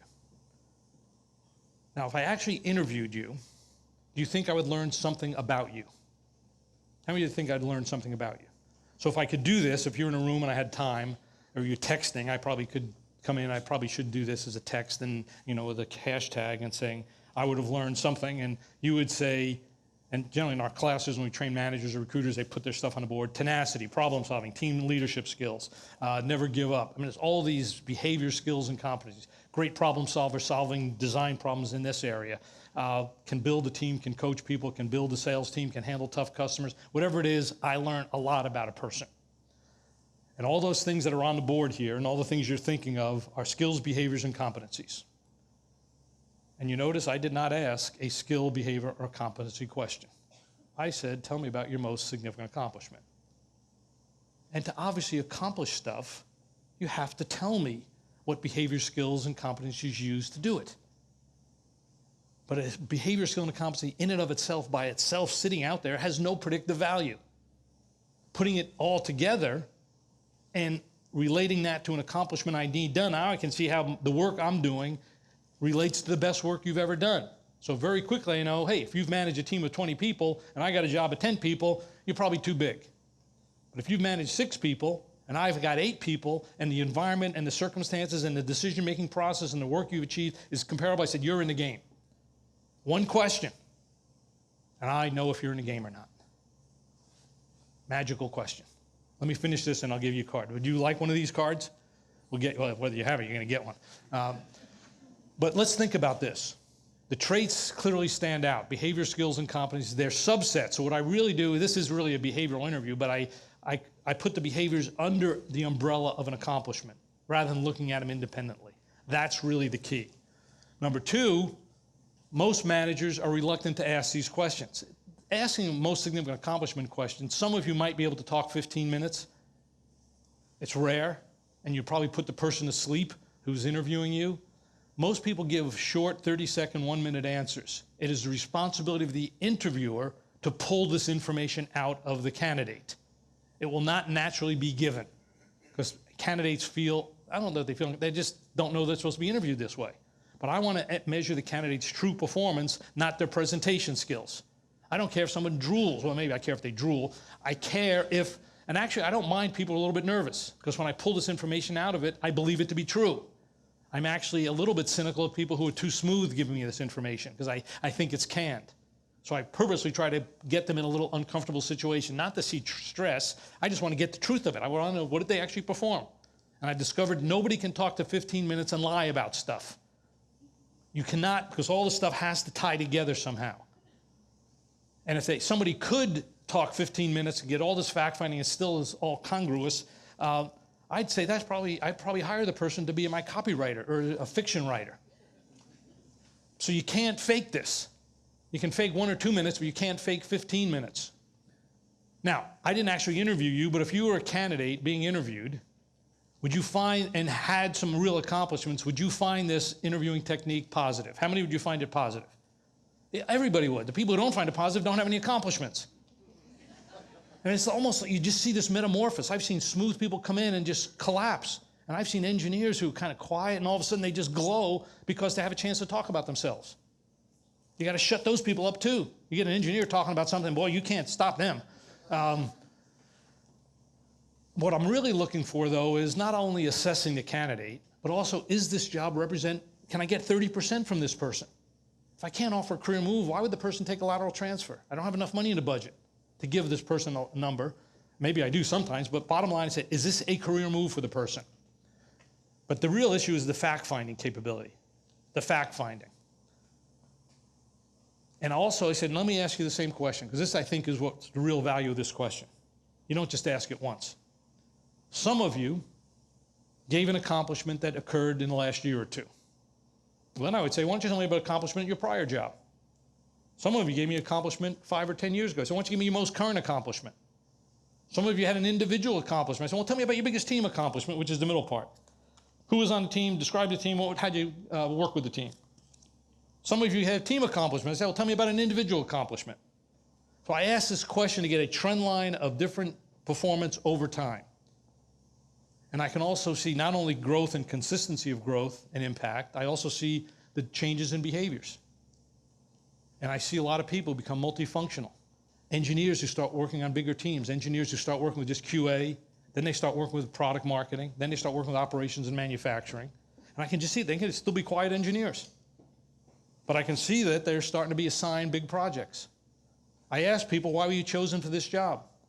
Do you think an engineering manager is going to take a one-year engineer and assign that person, if he or she's a good engineer, going to assign that person to a critical project unless that person's a good engineer? So I don't need to know engineering skills. I just have to know what kind of projects that engineer's managers have assigned to him or her. Same with software developers. Some good software developers get assigned tough, challenging software coding problems. Some of them get the easy stuff. So I very quickly, hey, when you first took this job, what kind of projects were you assigned? I don't care if it's an accountant, it's an engineer, a marketing person, a sales rep. The best people are assigned stuff over their head. That's how they grow fast. Phil was assigned as a product marketing person, our role player Phil. He took on the toughest product launch in our company's history with a 1.5 year experience. There's not one single person in the company didn't give him that job because they didn't think he could do it. They might have coached him a little bit through, but we knew Phil could do it. Happens all the time. You don't have to be a technical person to assess technical skills. In fact, assessing technical skills is the wrong thing to do. Assess the results of their technical skills and the projects they've been assigned, and you'll be able to accurately assess every little factor other than problem solving on a formula for success. Now I kind of want to do a few more things here to just from a recruiting standpoint, and then we'll wrap it up. I would say what I'm about to say now, maybe I'm wrong here, so maybe I think this is the most important thing I've ever done. I've taken 10 years of human psychology and put it into a recruiting model that really understands human performance and actually identifies the problem associated with the fact that our U.S. workforce has a dissatisfaction rate. Let me restate that. Why 70% of our workforce has a dismal dissatisfaction rate of 70%. 70% of our workforce, according to Gallup, thousands and thousands of people over the last 25 years, is dissatisfied. 70% dissatisfied with their work. I think what I'm about to show now is the cause. Again, if you've taken human psychology, I think you'll understand it. I think you'll also put all the pieces together at the decision-making process of a candidate. This is, I call the job seeker's decision grid. The bottom half of the grid refers to why people leave jobs. The top half, why they take jobs. The left side assigns those reasons for leaving or taking one into extrinsic, which I'll call short-term reasons, and intrinsic, which I'll call long-term. The bottom part, the extrinsic reason for people changing jobs is what I call short-term dissatisfaction. I call it the daily grind. Drive was too long, had a blow up here with the factory, and people quit jobs in an emotional state. One could contend that I left industry in an emotional state, but I quit 4 times in a year. Each one was very emotional. I gave 4 years, I quit 4 times and I gave them a 4-month notice, so it was less emotional at the time. Job was going nowhere isn't a long-term intrinsic reason why people leave jobs. Their career growth is just kind of flat. It's a good reason for leaving. My career growth wasn't flattening, I just didn't like the boss. So it probably was a stupid decision in retrospect. Why people take jobs are short-term is what they get on day one, a salary, a comp, of generic job description, a company culture, and a benefits package. The long-term reason is what they're going to be doing in year 1. But when you think about it, so when I ask people, hey, why are you looking? I try to find out what's their reason for leaving. Some have a positive, some have a negative, some want more, but neither here nor there. But then I also see that too many people take jobs for what they get on day 1. Because our system enforces that. They were filtered on day 1, they were absolute, they take it. A lot of people take jobs, they don't know what the real job is. Does that ever happen where someone's put in the job and you don't actually tell them the job until after they get there? What's the probability the person's going to be satisfied? They didn't take the job for the right reasons. This sets up what I call job hopping syndrome, called the vicious cycle of hiring good people and putting them in jobs because you haven't understood the job. That's why I changed the rules, is I don't let people take jobs unless it's a 30% increase. I do not let them take jobs. So when I talk to my candidates, week before they're going to get an offer, I said, forget the money. I don't care how good it is or how bad it is, forget it. Do you want this job? Why do you want it? And if they can't tell me viscerally at the intrinsic level, it's a great move because I like the team, I like the people, I like the work, and what's the work you like? I like doing this, this, this, and this. I can see their growth rates faster. I've done the research. I like the senior execs. I like the managers. I like the history. I like the culture. They can tell me. If they can't tell you, you're making a mistake or a probable mistake because they're taking the job for the wrong reasons. And I tell this to candidates, don't make long-term decisions using short-term data. And they do. Just ask them, why are you taking this job? And categorize it as short-term. What are they going to get on month 1? What are they going to get in the first year? What are they going to get in the end of the first year? What are they going to get after that? If they can't, if the predominance of reasons they're taking your job is what they get in the first month, I would not hire that person. I would be very careful because you're setting yourself up for a problem. You meaning everybody who hires people without a clear understanding of the jobs before the person is hired is culpable in this situation. We're creating employee dissatisfaction by the use of traditional skills-based job descriptions, and every hiring manager who doesn't understand that is also culpable. And every candidate who gets into that game makes the same decision. I, as a recruiter, do not let people do it. But I do ask people why they change jobs in the interview. I go through the interview. Why'd you go from company A to company B? And did you get what you wanted out of company B? Why'd you go from company B to company C? And did you get what you wanted out of company C? I start understanding their decision-making process. And if I think the person's a good person, I say, hey, making a lot of short-term decisions, long-term decisions using short-term information. And I try to redirect them. That doesn't mean I always win, but I try to. And it's the idea of we're setting ourselves up for underperformance by just the systems we're doing, and it's strategic. We don't emphasize what people can do and become. We emphasize what people have to have and what we have to get. And that downbeat causes the cause of the problem. So when I look at consultative recruiting, I'm going down the whole funnel. And if I turn the funnel down and look down the funnel, you've got skills and, if I just look at it, you've got skills and experience. That little single person is one person whom applies. It's got all the skills listed. But because the job was kind of boring, there's other people who have skills who actually didn't apply because they never saw your job posting. You can get 10 times as many people who are actually pretty good if you could broaden it. But I changed rules. I don't want skills experience qualified. I want performance qualified people, which is, can they do this work in our environment, in our culture with our manager? And you got a lot of good passive candidates who actually might apply if you write performance-based job descriptions as you're advertising, not skills-based ones. That's just a game changer right there. 20 to 30 times is bigger. Then you got, that's just active candidates. Then you got 50 to 100 times as many in comparison to one person who applied, who are performance qualified, who are passive. Well, that's the talent market. And what I want to do is find 20 to 25 people that I can find directly who are performance qualified or through referral, and I'm going to recruit the heck out of them. That's how you achieve Q. You just need to open up your mind and say, hey, let's get performance qualified people who are good, who will raise the talent bar, and let's nurture the heck out of them. And let's offer them a 30% increase. Now, is that such a wild and crazy idea? What to me is wild and crazy is why you're spending hundreds of thousands of dollars on LinkedIn Recruiter and looking for active candidates. I know Jonathan doesn't do that, so I know he's actually getting closer to the A-level talent. That's why I've decided to join, at least work with Jonathan on that, because he's committed to pull that off. So let's think about these two talent markets. You got one market, which I'll call maintains the talent level, assuming there's a surplus of talent. Another market that assumes there's a scarcity of talent. To get to the top 25% in a scarce market, you have to do fundamentally different things. You can do a job posting, and hopefully the best apply. Not going to happen. Or you can identify 20 to 25 people through referrals and networking to get top people who would see your job as a career move. We're not going to weed out people. We're going to track the best in. It's not going to be transactional box checking. It's going to be a consultative discovery process. Let's just have a conversation, see if it works. We're not going to use skills and experience qualified, but we're not going to compromise. We're going to make them performance qualified. They still have to do the work. So I tell them, well, I'm not going to compromise. You will hire a good person. They'll just be different than what you thought they would be. And now it opens the pool to all the military vets, all the diverse candidates, old people, young people. It doesn't matter. If they can do the work, they deserve this opportunity. But I'm not going to lessen my requirements for performance.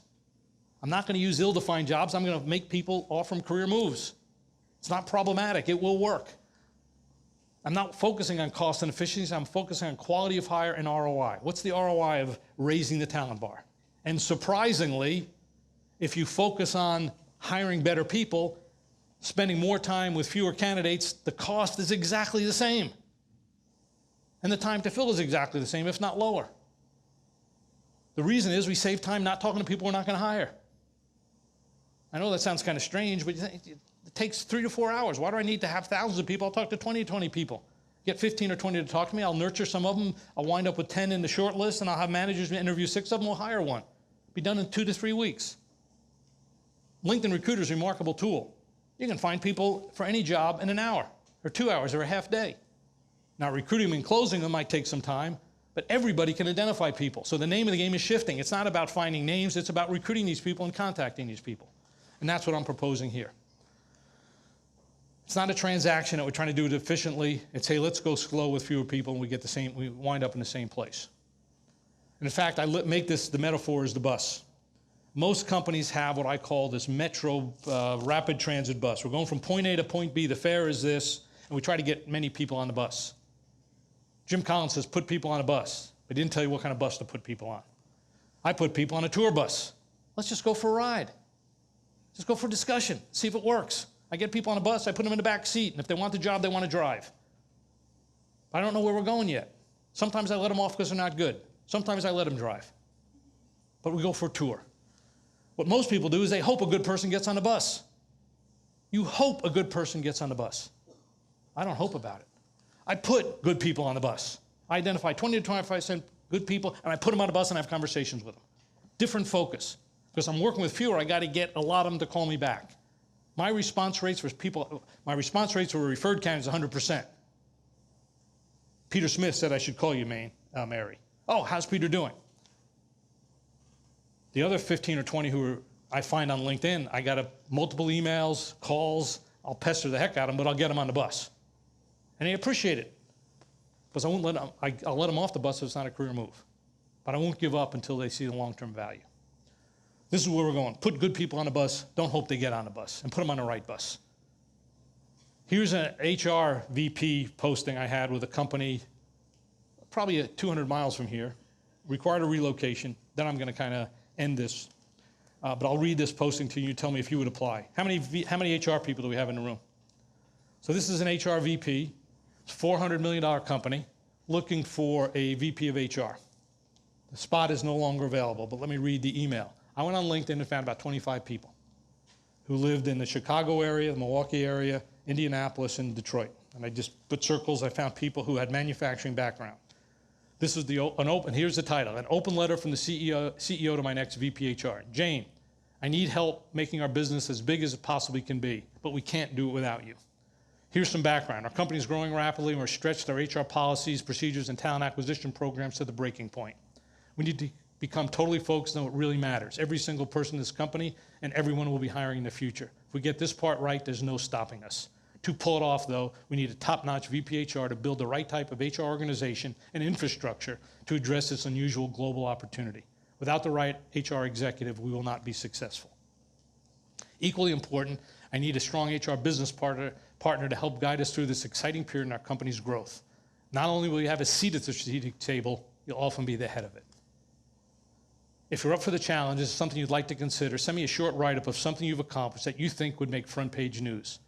One of our board members will be back to you in 24 hours. I look forward to meeting you. How many of you guys think if you were in the market, you would, relocation, would that be an interesting ad that you might want to look at and might want to apply? Not a single skill listed. It's a story.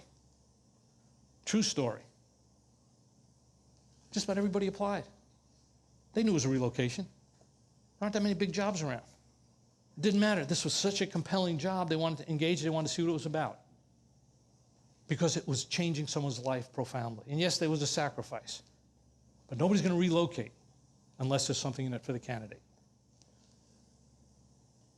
In this case, I've done other ones. It usually takes 2 or 3 campaigns to get 75%. These are direct source candidates.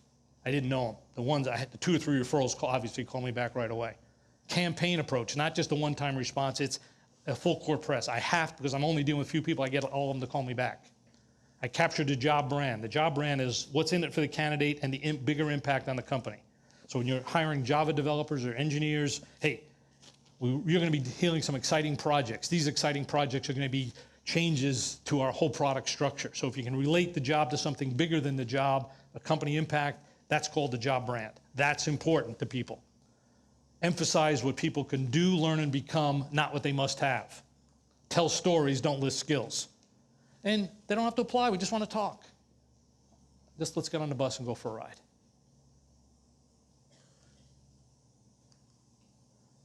I don't know if we have time to do this with hiring managers, so what time is it?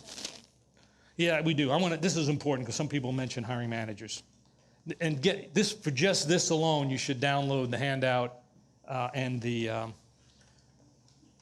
get the handout. I'm going to write things for hiring managers to do, and I want you to rank your hiring managers on a 1 to 5 scale. 1 meaning not too good, 5 exceptional, 2 adequate, 3 good, 4 very good. Here's what I say hiring manager is essential to pulling this off. Strong partnership with the recruiter, invest whatever time it takes to get the job done, understands the real job needs, controls emotions to increase objectivity, conducts in-depth interviews covering all job issues, values performance and potential over experience, seeks advice and counsel to make the right decision, pursues and can recruit and close the best talent, can manage and develop A-level talent, has a track record of building strong, diverse teams. Would you all agree that that's a pretty good set of conditions for your hiring managers? Let me tell you, they have to be at least 3 or better to hire great people. How many of your managers are 3 or better?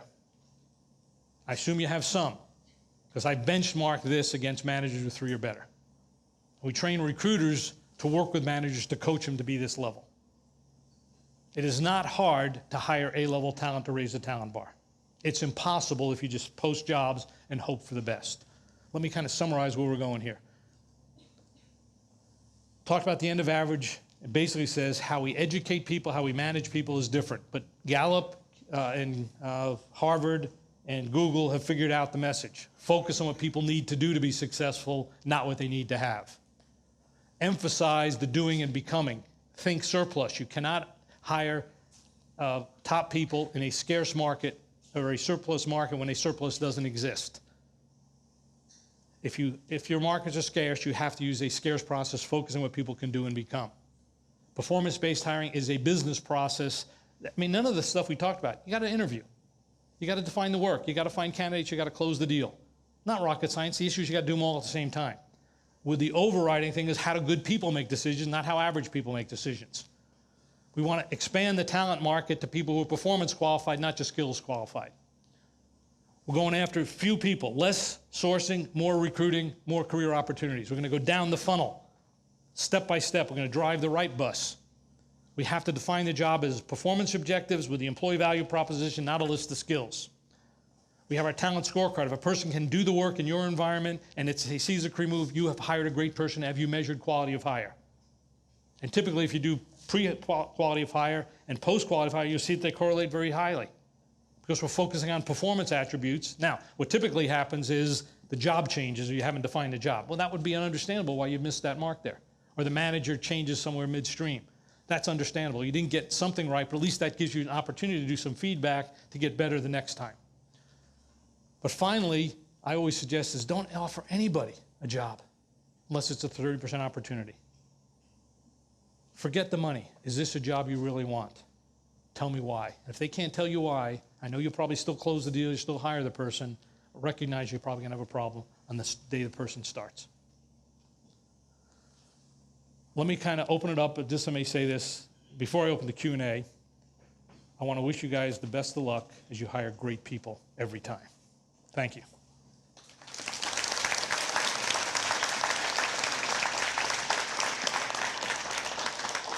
So let me just say some gold stars, though, and then we can open up for questions. If you want, send me an email, info@Lou Adler Group, or connect with Jonathan, and we'll be happy to prepare pure demo, pure explain how these performance-based job descriptions work for any job. So just feel free to do that. It's half hour. It's not going to be a lot of time. If you go to my website at louadlergroup.com, in the resources, you'll see we have a calculator to calculate the ROI of achieving the top 25%. It's kind of fun. It actually quantifies the result based on revenue and profit per employee.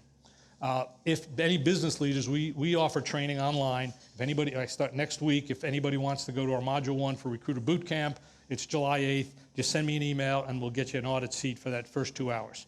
And we have a hiring manager one, which is pretty similar. So let me open it up for questions. Any thoughts, comments, or questions? So let me ask a question then. Do you think what I've defined today makes sense in the city of Milwaukee for the jobs you're trying to fill?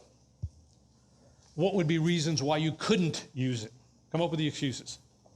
I'd like to hear your thoughts on how you train your hiring managers. I can hear them, but other people can't.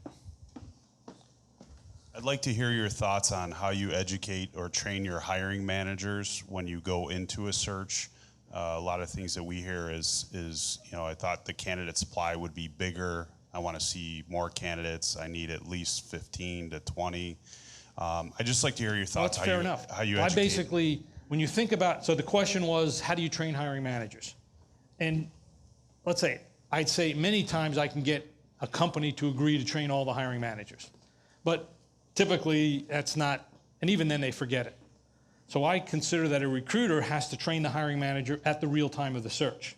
And the key is the reason a hiring manager has to get 15 to 20 people is because they don't know what they're looking for. So I said, okay, what would this person need to do? Oh, by the way, let's get you the magic cards. I forgot about that, guys. I'm going to pass these out. Take one, and I think there'll be some coming here, so we're going to take hiring managers. We got plenty to have at least, I think, at least 1 to 2. Everyone will get 1. Some of you get 2. Can I throw these? No, I can't. I mean, I would like to, but I can't. I'm going to actually try to go back here. And there's more cards coming. I screwed the, I'm sorry, this side here on the left is getting short shrift here. There'll be cards coming. Give them back that way, Jim, thanks. And what was your name? Mike. So Mike asked, how do you train hiring managers? What I do is recognizing a manager typically doesn't know what he or she's looking for. So once I said, okay, I'm only going to let you see 4 or 5 candidates from me. They're all going to meet this criteria. What does a person need to do that you would consider the person in the top 25%? Let's list the performance objectives. Once I ask that question, I would say 60, 70% managers buy into that instantly. That's why I said I do the demo with anybody. I do a demo just so that they would see what those performance objectives were like. And typically when I do it, a reasonable, says, oh yeah, I'd hire a person to do that. It was that little performance-based mix. Now I send one candidate in. I said, is this candidate close? Now we can both benchmark that person's interviewing skills and the candidate's interest in the job. Then I said, okay, we're on point. So the first and second, so it's just like a feedback system. If you're seeing 1 or 2 people from me that aren't right, there's something fundamentally wrong. So I stopped. but typically the reason managers need to see much is they don't have a decision basis to make a yes or no decision. So we enforce the decision-making process. And it's not insignificant, it's a lot of work. I tell recruiters, you're only gonna send 3 or 4 people, and they better be the right 3 or 4 people, because that's all you got. Because managers do get aggravated. But frequently managers don't want to define expectations up front. But if you get them to do that, it's actually there in the game. And I actually work very hard with managers. Even if I understand the job, I make them own the job description. They kind of interview better that way. Laura, we have someone over here. So we're going to ask questions. It seems like we'll get you in a moment. This wasn't so much a question, Lou, but I just wanted to mention, I'm not sure if that was clear. I thought the room might want to know that your recruiter training covers how to handle hiring managers, how to train them to do that. That's a good point. Our recruiters, while I like to train both recruiters, thank you very much for that plug. We start training recruiters. We also like to train managers, but the recruiters we really train recruiters in taking that initial meeting to get that point across as let's understand the work. If they understand the work, it almost becomes logical. And companies say, well, how do you implement this? And I tell CEOs or whomever is going to be interested, as long as you define the job as a list of performance objectives and have a scorecard like we have here, we have a talent scorecard, as long as they fill that out with a job and fill that out, and you don't let them put a rec together based on skills, even if it has skills, but they also tell the performance objectives, you'll get the right answer. They'll kind of figure out, okay, how do you define a person can do this work? Well, I did this, and well, that's not going to work. So after you do it a couple of times, the feedback, people kind of learn automatically. Oh, I've got to see if the person can do this work. Well, they got to launch that product line in 7 months. Phil, have you ever launched a product line? Walk me through how you've done it. It's almost natural, the kind of questions you would ask. What's unnatural is asking behavioral-based questions that managers throw out. Our biggest client is a major manufacturing company in Pittsburgh. Just by that alone, you'll know who it is. CEO calls me, or CFO calls, or HR VP calls me and says, Lou, our CEO just hired a group president, tried behavioral interviewing, and thought it was the most useless piece of crap in the world. That was his words, not mine. He came in right away. And he said, what a coincidence. I just got an email from you, Lou, and it was like 24 hours later. So it wasn't any coincidence. I've been sending you emails for 10 years. You finally read it. But that's the point is, it's kind of logical, but you got to kind of push logic in. It's really common sense, but you got to kind of enforce common sense. I think there's a question over here. I apologize for over talking and under listening.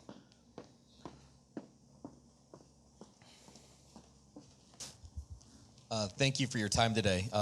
2 questions. I'm trying to help this side of the room show up. Okay. Number 1, how do you expose the liars in the interview? And then let me answer that first. Okay. This is probably 10 years ago now. And I asked the guy, and I had to be on the phone. And we were putting together someone who was going to be running and I think it was an insurance branch, and was running about 10 offices on the East Coast of the United States. And somebody applied for the job. And I said, what's your most significant accomplishment related to this? And he said, well, I turned around an organization of real estate offices, from Boston to New York. I said, oh, what'd you do first? And he said, I replaced 20 people. And I said, who were the 20 people? He said, well, there was an accounting manager, a sales manager, and a secretary, and people like that. I said, well, who are the other 17 people? He said, you want to know all their names? He said, well, you replaced 20, so I want to know all the names. He said, well, maybe there weren't 20, maybe there were 15. I said, well, who are the other 12 then? And he said, well, let me think about that. Yeah, there was another person in IT. That's 4 people. Who are the other 11? And he said, this is bullshit, and he hangs up. I mean, literally, that's what happened. Again, his words, not mine. 90 days later, I get a call.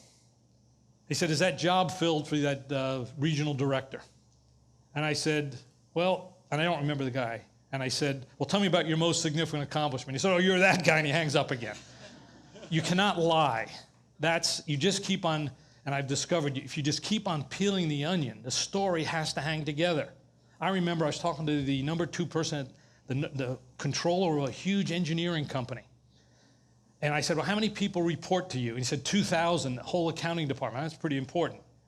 I said, well, how many do you actually write reviews for? He said, oh, no, that's 2,000. I said, well, no, how many direct reports do you have? And it turned out, and he was whining. He said, well, 7. I said, how many do you actually see every day and who would see you as your boss? And it came down to 2 people. He was a corporate advisor only focusing on very narrow niche product, but he had the title of corporate and had influence over the whole accounting company. So you start asking the questions and peel the onion, it's pretty clear. That's why I say if they can lie for 15 minutes, you got to hire that person. They're great at creating marketing copy or something. So that's the first question. Great. Second question, appreciate that, is how long do you allow the person you hire to develop and then perform? Is it 90 days, 6 months, 12 months? I don't see you're making a forced choice. So let me give you a story. I give stories. You guys familiar with In-N-Out Burger by any chance on the West Coast? Well, 20 years ago, I got introduced to In-N-Out Burger and placed the CFO there. And Rich, the president, was a remarkable guy. Got killed in an airplane crash a couple of years later. So I get sad every time I think about it because he's a cool guy. But he said, I want a CFO who isn't going to make changes for 6 months. So I placed the guy, Steve Tanner. I remember his name now, and I hadn't thought of it 30 years, or 20 years.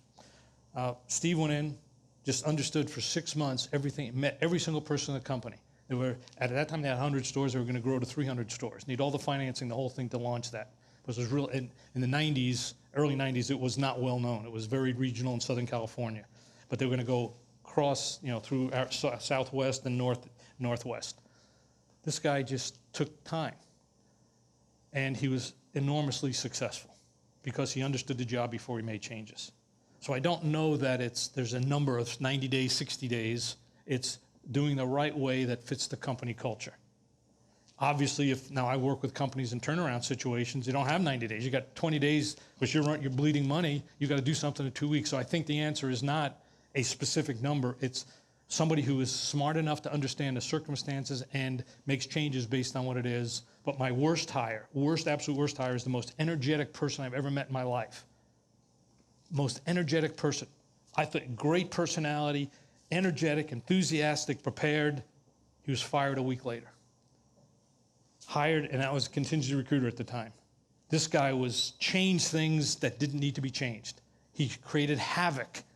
So my rule is, if you're going to hire someone who's highly motivated or hire someone who's incompetent, don't put them in a job. I mean, don't hire people who are incompetent and highly motivated. It is the worst hiring decision you can ever make. They screw things up too fast.